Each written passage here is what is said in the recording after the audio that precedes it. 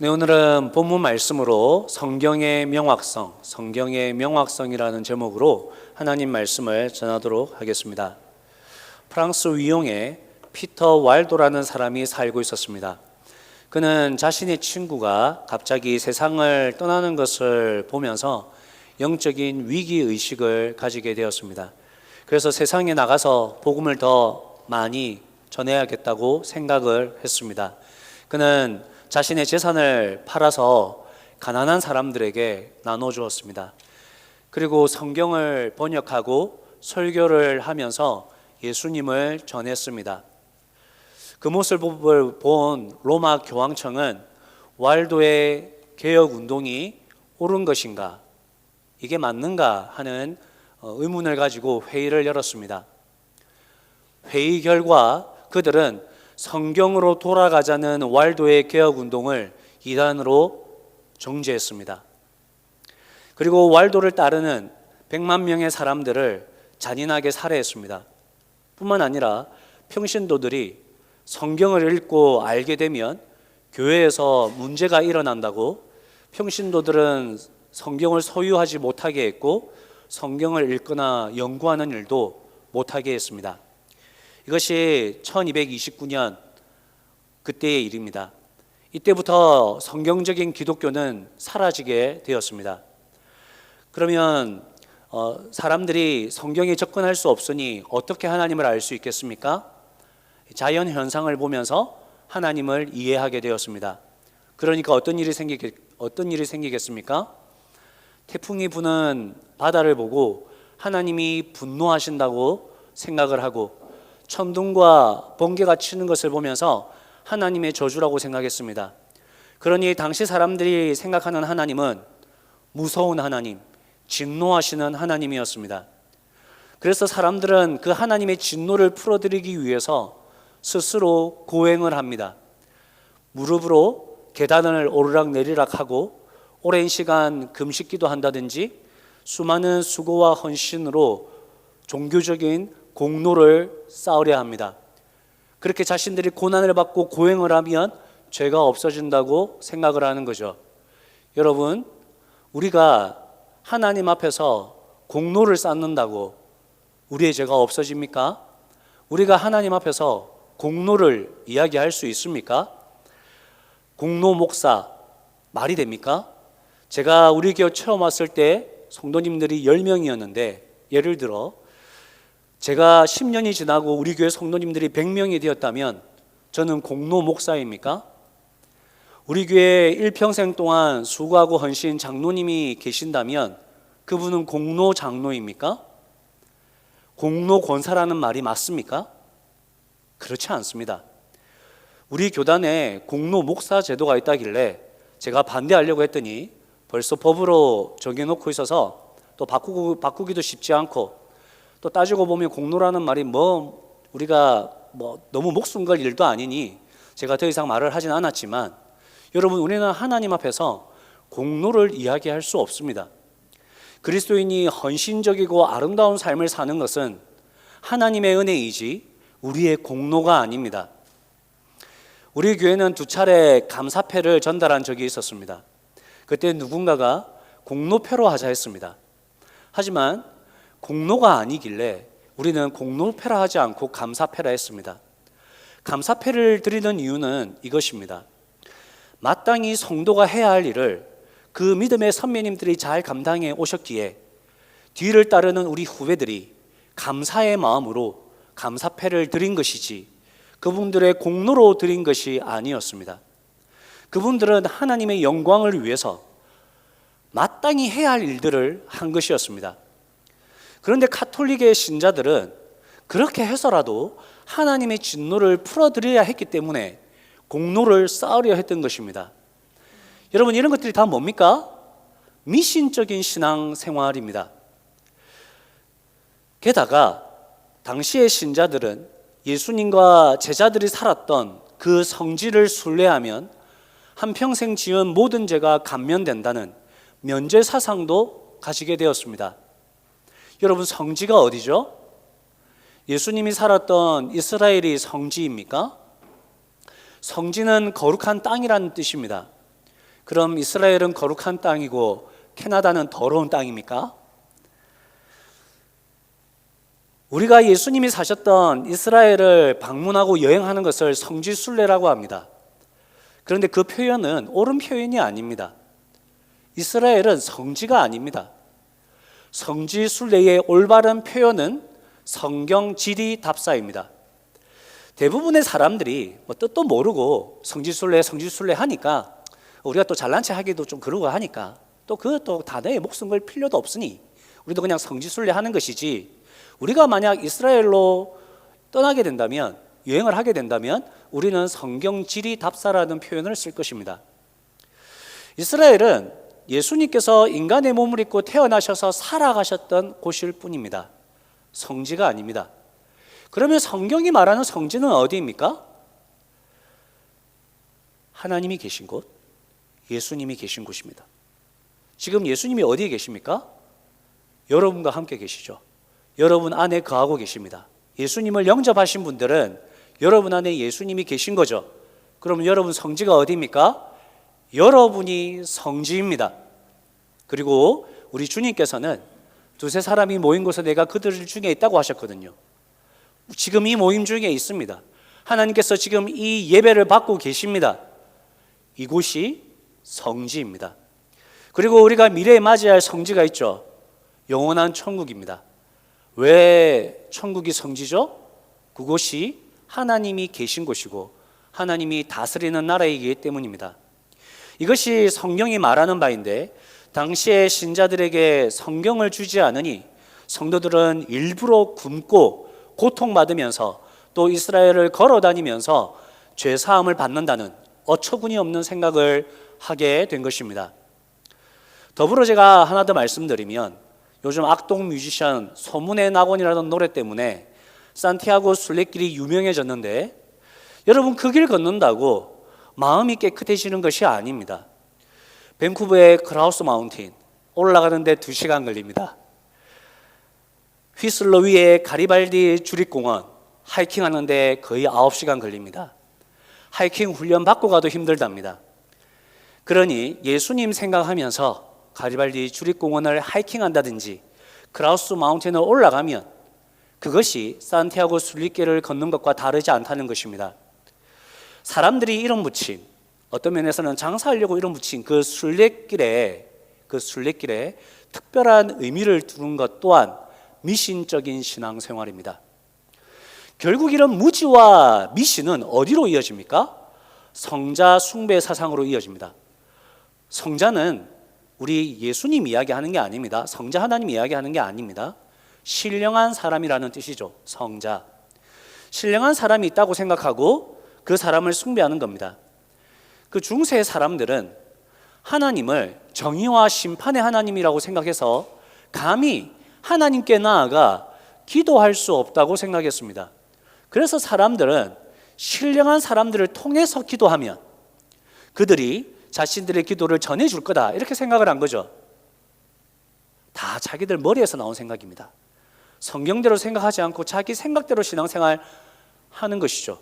여러분, 이거 아주 무식하고 아주 위험한 행동입니다.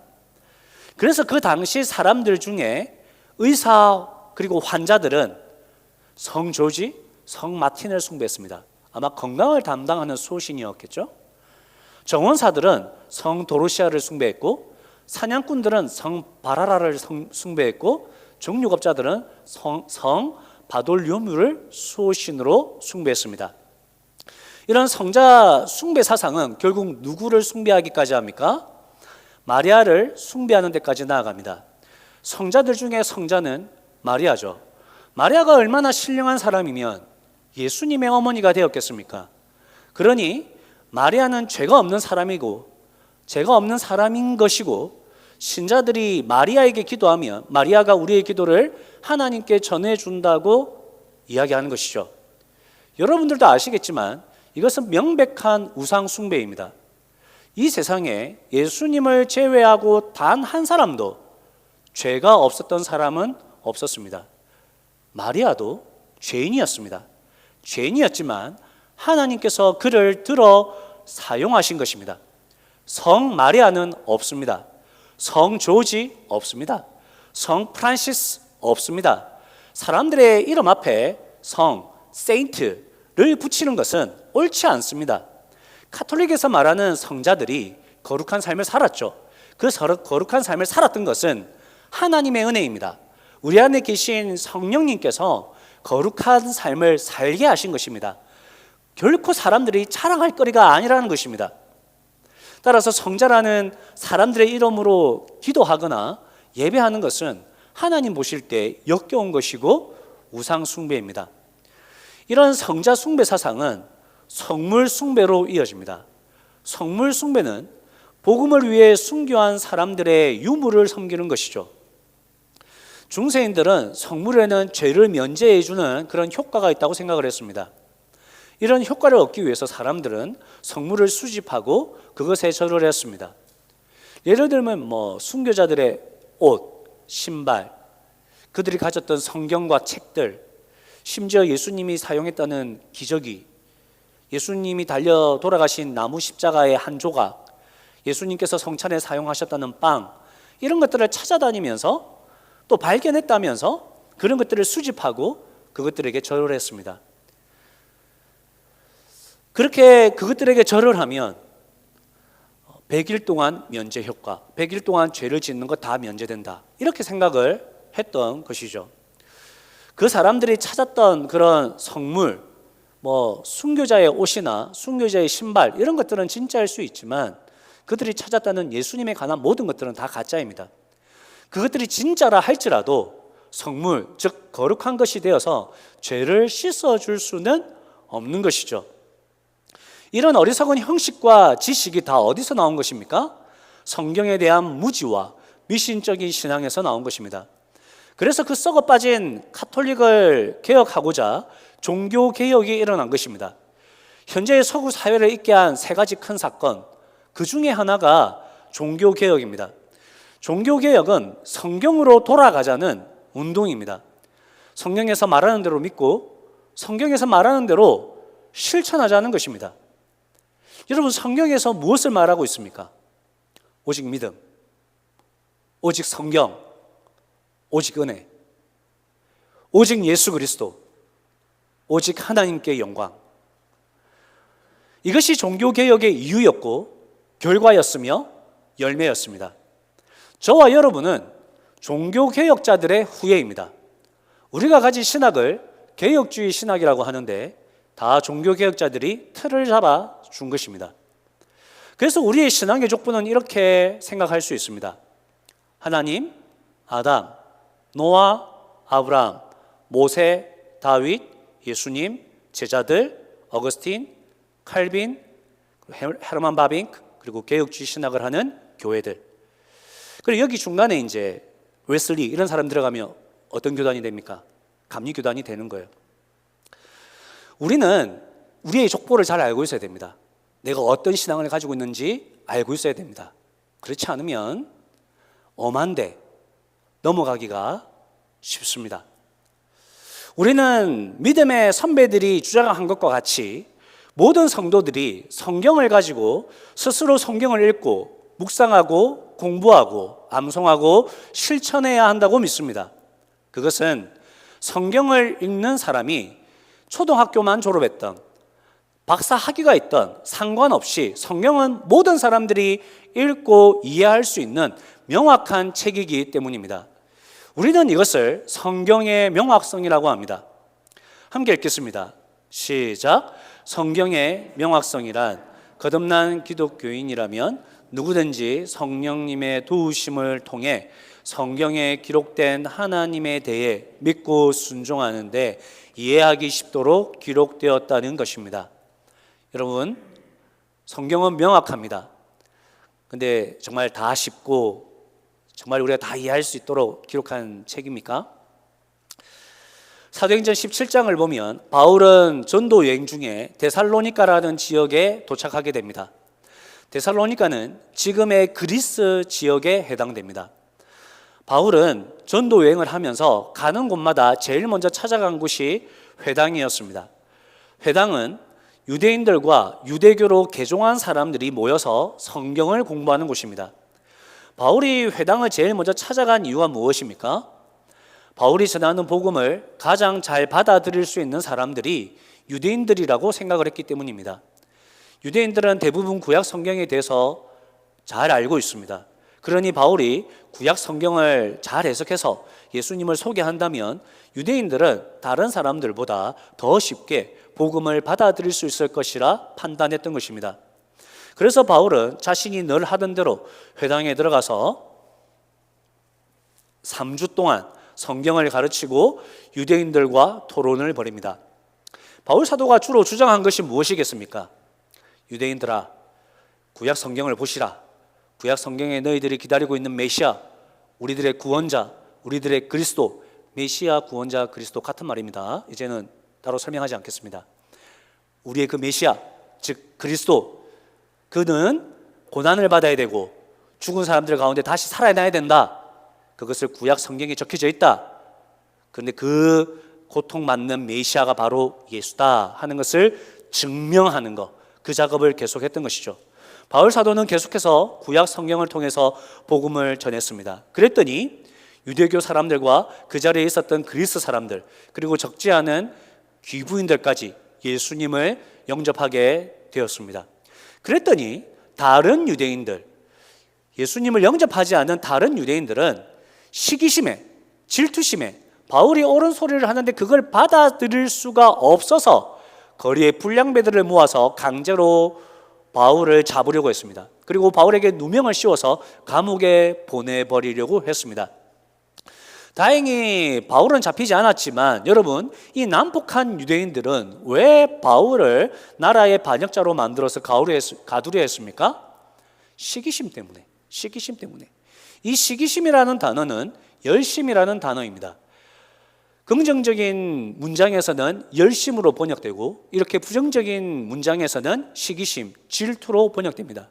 그래서 우리는 이렇게 이해할 수 있습니다. 아, 이들은 잘못된 열심을 가졌구나. 이들은 어리석은 열심을 가졌구나.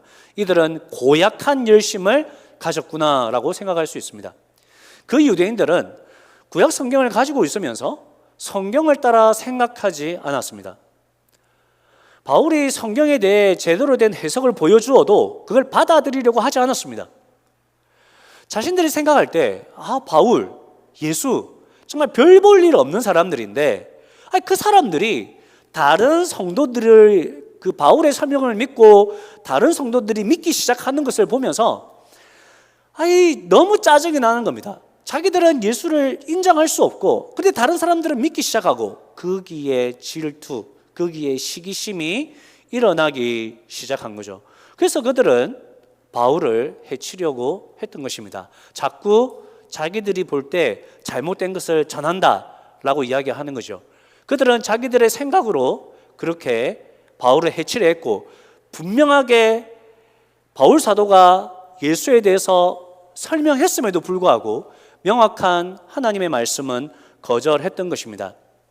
여러분, 우리는 여기서 우리의 열심에 대해서 살펴보아야 합니다. 여러분, 우리는 어떤 열심을 가지고 있습니까? 성경에 근거한 하나님의 열심입니까? 아니면 나의 뜻과 나의 생각에 근거한 나의 열심입니까? 하나님께서 명백하게 나의 열심은 잘못된 것이라고 이야기하고 있는데 나는 나의 열심으로 성경을 보고 있지는 않습니까? 나의 생각으로 성경을 보고 있지는 않습니까? 나는 나의 열심으로 신앙생활하고 있지는 않습니까? 여러분, 그것은 데살로니가 유대인들이 성경을 대하는 자세입니다. 혹시 우리가 그러고 있지 않은지 우리가 스스로를 살펴볼 수 있기를 소원합니다. 이어서 10절을 보면 데살로니가에서 몸을 피한 바울은 실라와 함께 베레아로 갑니다. 베레아는 데살로니가에서 남서쪽으로 80km 떨어진 곳입니다. 이곳은 베레아는 그러니까 메인 도로에서, 큰 도로에서 한참 벗어난 도시입니다. 그 큰 도로에서 좀 벗어났다는 말이 뭡니까? 찾아가기 힘든 도시이고 또 좀 시골스러운 도시다라는 그런 의미가 될 것입니다. 바울은 이곳에 도착해서 다른 지역과 다름없이 또 유대 회당으로 찾아갑니다. 그는 그곳에서 다시 성경을 가르치죠. 방금 데살로니가에서 그렇게 힘든 일을 겪었는데 또 회당에 찾아가는 바울의 열심은 정말 복음에 뜨거운 열정을 가진 사람이라는 것을 알 수 있습니다.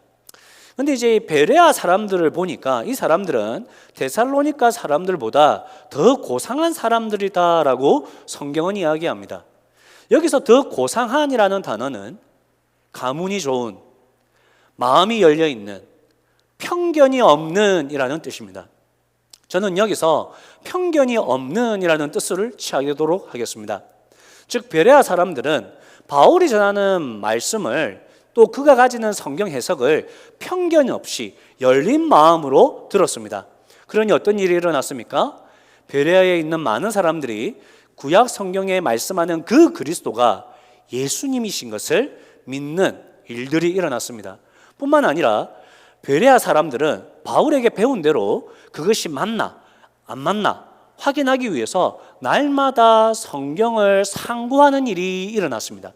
여러분, 이 상고하다라는 단어는 상세히 연구하다 또는 죄를 밝히기 위해서 신문하다, 법정에서 신문하다 이런 뜻입니다. 이런 거죠. 우리가 법적으로 억울한 누명을 썼습니다. 내가 누명을 썼다는 것을 밝혀내야 되고 저 사람이 죄를 지었다는 것을 밝혀내야 됩니다. 그럼 여러분, 우리가 그 법적인 조항들을 얼마나 열심히 공부하겠습니까? 그리고 그 사람에게 얼마나 열심히 신문하겠습니까? 그 정도로 열심히 성경을 살폈다는 것입니다.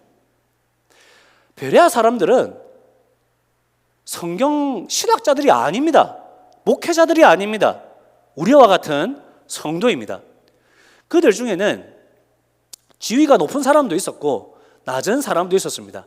많이 배운 사람도 있었고 적게 배운 사람도 있었습니다.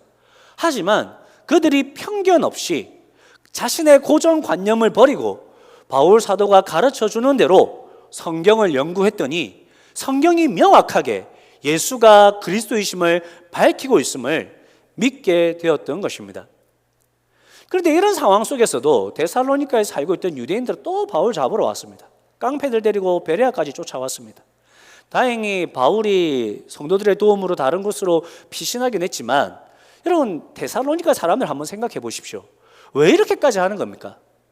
자기들이 생각할 때 기독교인들이 하는 말 믿을 수 없는 겁니다. 바울이 하는 말 자체를 그냥 무시하는 겁니다. 그가 말하는 성경 해석은 무조건 틀린 겁니다. 뭐 볼 것도 없습니다. 그냥 틀린 겁니다. 바울이 전하는 예수는 그리스도가 될 수 없는 겁니다.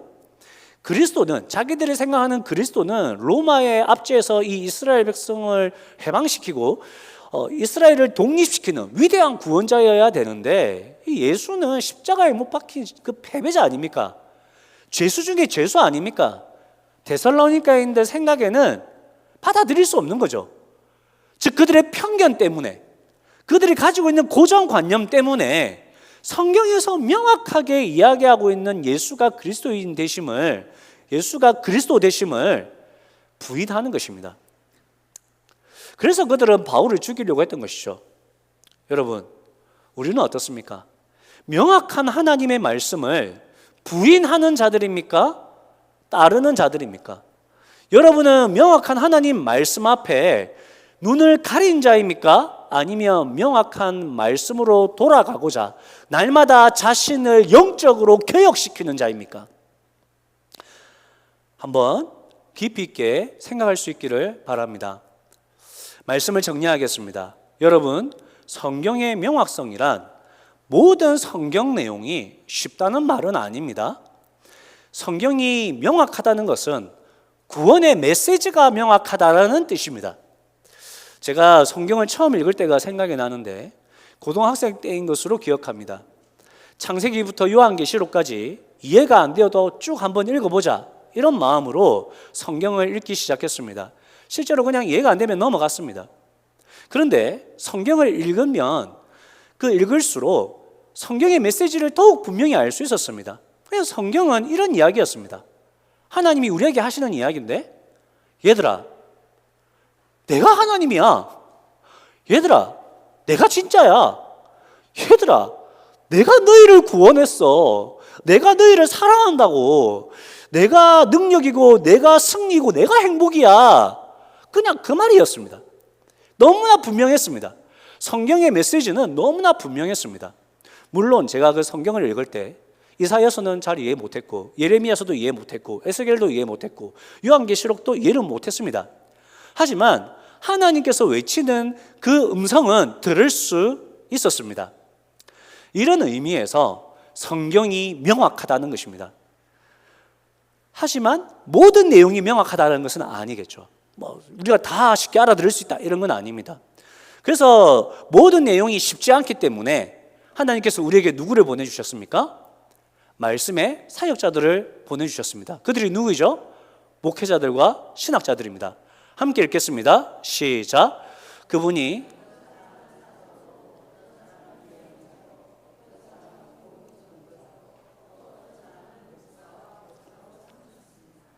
우리가 생명의 삶 공부할 때 배우는 말씀인데, 여러분 여기에 나오는 모든 직분들은 무엇과 관련이 있다고 했습니까? 이런 직분들 중에는 현재에 없는 것도 있지만 이 모든 직분은 말씀과 관련된 것이고 결국 말씀 사역자에 대해서 이야기하는 거라고 했습니다. 그럼 이 말씀 사역자들이 뭐 어떻게 하라는 겁니까? 성도들을 훈련시키고 성도들에게 말씀을 잘 전해서 성도님들이 봉사를 하게 하고 섬기게 하고 또 서로 사랑하게 하고, 그래서 이 교회를 세워가도록 하라고 하셨다는 겁니다. 그럼 여러분, 이런 말씀 사역자들은 어떤 훈련을 받아야 됩니까? 성경을 해석하는 전문 훈련을 받아야 됩니다. 성경의 원어, 히브리어, 헬라어를 이해하는 법을 배워야 됩니다.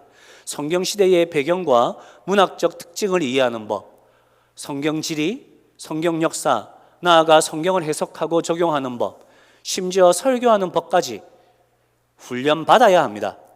신학교에서 하는 이런 전문 교육과 과정들은 한 번에, 단번에 만들어진 것이 아닙니다. 예수님의 제자들 이후로 성경을 바르게 이해하고 적용하기 위해서 믿음의 선배들이 수많은 시행착오를 겪었고, 심지어 많은 목숨이 희생되어서 그런 희생 끝에 이런 빚어지고 다듬어짐으로 형성된 신학 교육들입니다. 그런데 이런 신학 과정과 목회자 훈련 과정을 무시하는 사람들이 있습니다. 대표적인 사람이 박진영 씨입니다. 저는 박진영 씨를 음악가로서 존경합니다. 그리고 그가 JYP 회사를 이끌어가는 방식과 또 걸그룹을 훈련하는 방식에 있어서 저는 박수를 보냅니다. 그런데 박진영 씨는 자신이 성경을 읽다가 진실로 예수님을 믿고 구원의 확신을 가졌다는 이유로 하나님께서 그동안 교회를 세워오신 모든 과정과 역사를 무시하고 자신의 이성에 근거한 성경 해석으로 심각한 성경 해석 오류를 범하고 있는 사람입니다. 그 오류가 너무 심해서 여러분들이 들으면 위험할 정도로, 심지어 이단이라고 해도 과언이 아닐 정도 잘못된 성경 해석을 하고 있는 사람입니다. 예를 들면 박진영 씨는 정확한 구원의 확신이 있는 사람만이 구원을 얻는다고 합니다. 이것은 박진영 씨가 정확한 믿음이 없이 7년 동안 성경을 연구하고 있었는데 7년째 되는 어느 날 자신이 갑자기 믿음이 확 생기는 것을 경험하면서 얻게 된 인사이트 같아 보입니다. 물론 성경에도 확신이 필요하다고 이야기하지만 그게 구원의 조건은 아닙니다. 구원의 조건은 무엇입니까? 예수님에 의해서 죄 용서함을 받은 사람이 구원을 받는 것이지 자기 확신으로 구원을 받는 건 아닙니다. 실제로 믿음이 분명히 있어야 함에도 불구하고 정확한 확신이 없이 신앙생활을 하다가 하나님 앞에 가는 사람도 있습니다. 그럼 그런 사람들은 다 지옥 갑니까? 아닙니다. 물론 그런 분들이 옳다는 건 아닙니다. 하지만 나의 확신이 구원의 근거가 된다는 것은 아닙니다. 뿐만 아니라 박진영 씨가 전하는 성경에 대한 많은 내용들이 자기 생각대로 정리한 겁니다. 전문 신학 교육을 받지 않은 사람들이 무지에서 내뱉는 엉터리 같은 말을 너무나 큰 확신을 가지고 이야기합니다. 제가 노래를 좋아하고 노래를 좀 한다고 해서 마이크 잡고 노래를 부르면 가수가 되고 제가 가수 학교를 세워서 가수를 양성할 수 있습니까? 아닙니다. 가수도 전문 훈련을 받아야 되고 가수를 가르치는 교수가 되려면 또 더 많은 공부를 해야 합니다. 노래 잘하고 마이크 들었다고 다 가수가 되는 건 아닙니다. 근데 박진영 씨는 지금 그런 일을 하고 있는 겁니다. 정말 안타까운 사람입니다. 그래서 여러분, 절대 유튜브를 보고 성경을 배우는 것이 아닙니다. 교회 안에서 성경을 배워야 하는 것입니다. 교회를 떠난 신앙생활은 절대 건강한 신앙생활이 될 수 없습니다. 여러분이 어떻게 성경을 읽고 해석하고 적용하는지를 교회 안에서 체계적으로 배워야 한다는 것을 여러분 잊지 마시기 바랍니다. 하나님께서 우리에게 그 말씀을 위해서 저와 교회 공동체를 주셨습니다. 제가 이전에 여러분들에게 말씀드렸죠. 여러분들이 인생을 어떻게 살 건지에 대한 여러분이 제시할 수 있는 책이 있어야 된다. 목회도 마찬가지입니다. 제가 목회를 어떻게 할 건지, 여러분들에게 성경을 어디까지 가르칠 건지 책이 있어야 됩니다. 책이 있습니다. 여러분, 저는 목회할 때 큰 그림이 가정교회입니다. 이것이 신약 교회의 모습이고 하나님께서 기뻐하는 모습이고 기뻐하는 교회의 모습이고 우리 교회가 추구해야 할 방향이라고 믿습니다. 그래서 우리 교회 성도님들이라면 가장 오래된 새교회라는 가정교회의 책을 한 번쯤은 읽어보셔야 할 것입니다. 그리고 여러분들이 성경을 읽고 이해할 때 가장 큰 그림, 성경을 해석하는 가장 큰 바운더리를 우리가 교리라고 합니다. 그럼 그 교리를 어디까지 배워야 되는가? 그 마지막 교리에 대한 지식은 부흥과 개혁사라는 출판사에서 나오는 만화 교리 시리즈입니다. 여기에 나오는 지식 정도가 성도로서 배울 수 있는 맥스입니다. 더 이상 지식을 가질 이유가 없습니다. 제가 만화 교리 시리즈를 채택했다고 해서 여러분 이게 우스꽝스러운 책이 아닙니다.